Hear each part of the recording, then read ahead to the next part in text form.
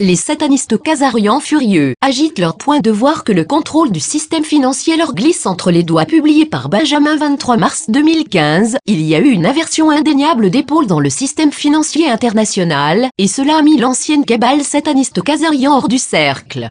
Ce changement a été officialisé, comme prévu, le 20 mars, pour coïncider avec l'éclipse solaire, la nouvelle lune superlune et l'équinoxe de printemps, qui a eu lieu simultanément.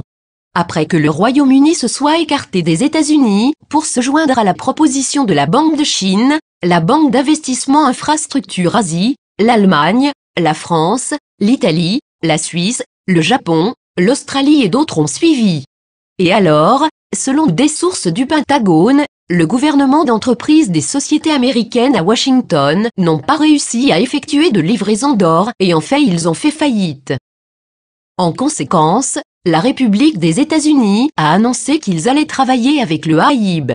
En effet, cela signifie que la BRI, la Banque mondiale et le FMI ont tous subi un changement fondamental de gestion. Voici comment la tête du FMI, Christine Lagarde, a décrit la situation en ce moment. Si j'avais à choisir seulement deux mots unissant la Chine et le monde, ce serait « réforme structurelle ».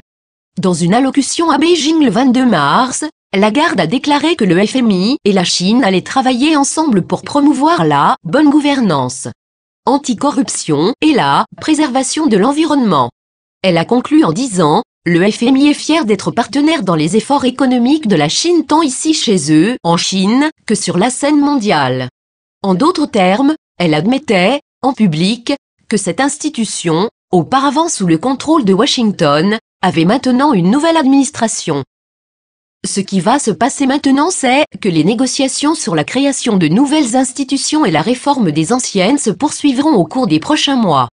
Dans ce contexte, les pays occidentaux et le Japon doivent faire beaucoup plus que simplement de mettre une nouvelle administration aux vieilles structures cabales, comme le FMI et la Banque mondiale. Le système financier mondial et la structure économique est confronté à une crise qui ne peut être guérie simplement en rétablissant le solde primaire, c'est-à-dire ne pas ajouter plus de dettes que vous en avez déjà, et maintenir temporairement la manipulation le marché boursier. La solution devra impliquer un retour à l'argent du gouvernement, comme la Chine l'a fait, un effacement de la dette et une redistribution des actifs. Comme mentionné précédemment, l'Occident doit aussi remplacer les banques de développement basées sur la dette par les futurs organismes de planification reposant sur l'actif. Alors que la proposition de la Chine pour une banque asiatique d'investissement en infrastructure en est une bonne, et a obtenu un soutien bien mérité, c'est également seulement de 50 milliards de dollars. Le monde peut facilement arriver avec 7 milliards de dollars par année pour le développement si un organisme de planification futur méritocratique personnel est mis en place. Il y a beaucoup de soutien pour cette idée et le moment est venu pour le faire arriver. Il va également y avoir un besoin d'une sorte de fédération mondiale. Nous partageons tous les mêmes océans, respirons le même air et vivons sur la même planète fragile. Nous ne pouvons pas continuer avec cette anarchie mondiale et ces gouvernements contrôlés par des gangsters.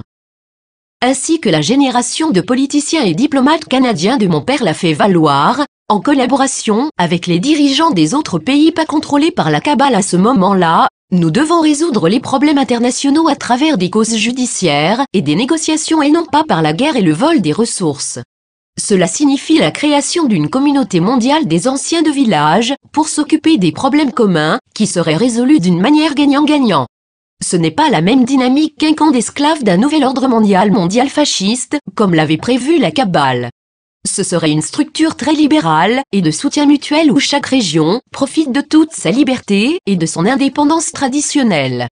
Un accord secret a déjà atteint à ce qu'il y aurait toujours un équilibre du pouvoir 50-50e entre l'Est et l'Ouest dans ce nouveau système.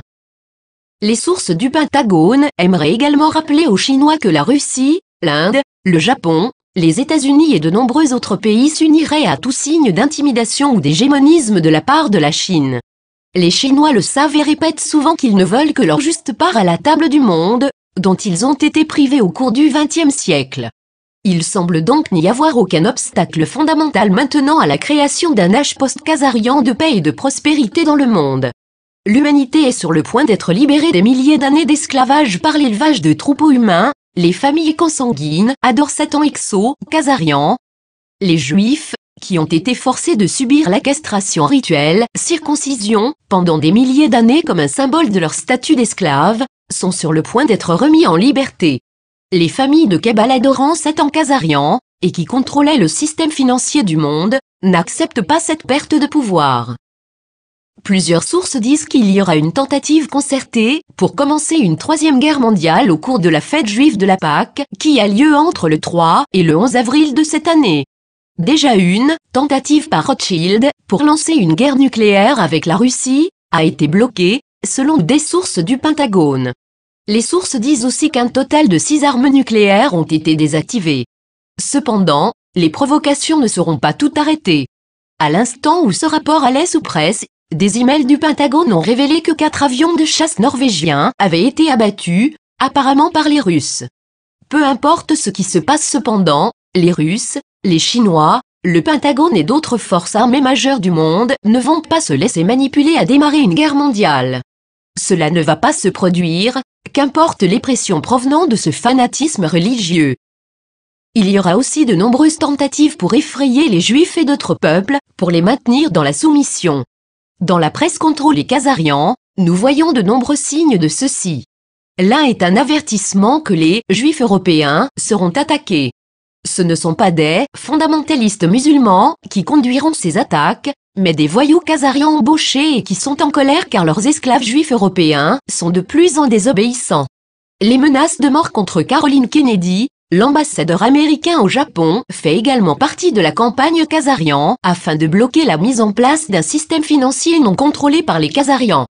Michelle Obama était au Japon le 20 mars juste au moment où le prince Charles du Royaume-Uni se trouvait à Washington.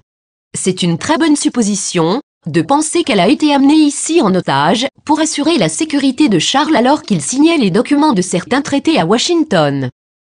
Une grande nécessité, pour une extrême prudence, va se faire sentir dans les prochains jours dans l'ancienne patrie khazarian de l'Ukraine et en Russie. Le développement le plus inquiétant semble être le remplacement du président russe Vladimir Poutine par quelqu'un d'autre. En fait, les sources russes FSB ont dit à cet écrivain que ce dernier Poutine serait en fait le troisième Poutine jusqu'ici.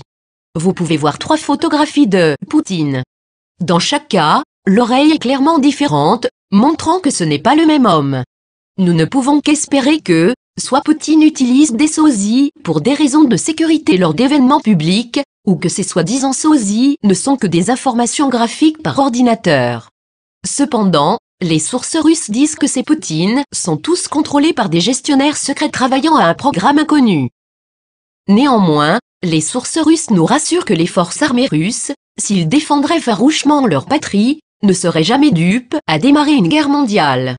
Il est également intéressant de noter que le président américain Barack Obama a rendu public qu'il ne croit pas que Benyamin Netanyahou d'Israël veut la paix avec les Palestiniens. Cela signifie qu'Israël vont perdre le soutien des États-Unis, et donc cesser d'être un État viable, sauf si un accord de paix est atteint et atteint bientôt. Après 50 années de mensonges au sujet de leur désir de paix, personne ne croit plus les Israéliens. Les Israéliens doivent aussi cesser de croire à cette propagande de leurs contrôleurs khazarians, que le monde entier est là pour taper sur eux. C'est tout simplement une affaire criminelle impliquant des gangsters de haut niveau, qui ne sont même pas juifs mais qui eux en fait adorent Baal, c'est tout ce que nous appelons Satan. L'autre chose que les Israéliens et les Juifs ont besoin d'apprendre est qu'il n'existe pas de telle chose qu'un goyim. Dieu ne choisit pas un peuple, nous sommes tous les enfants de Dieu. Les seules personnes qui vous ont choisi étaient des anciennes familles consanguines adorateurs de Satan produisant des troupeaux d'esclaves humains. Vous êtes sur le point d'être remis en liberté, vous n'avez rien à craindre. Le monde est ici pour vous aider, non pas pour vous blesser. Votre long cauchemar est sur le point de se terminer.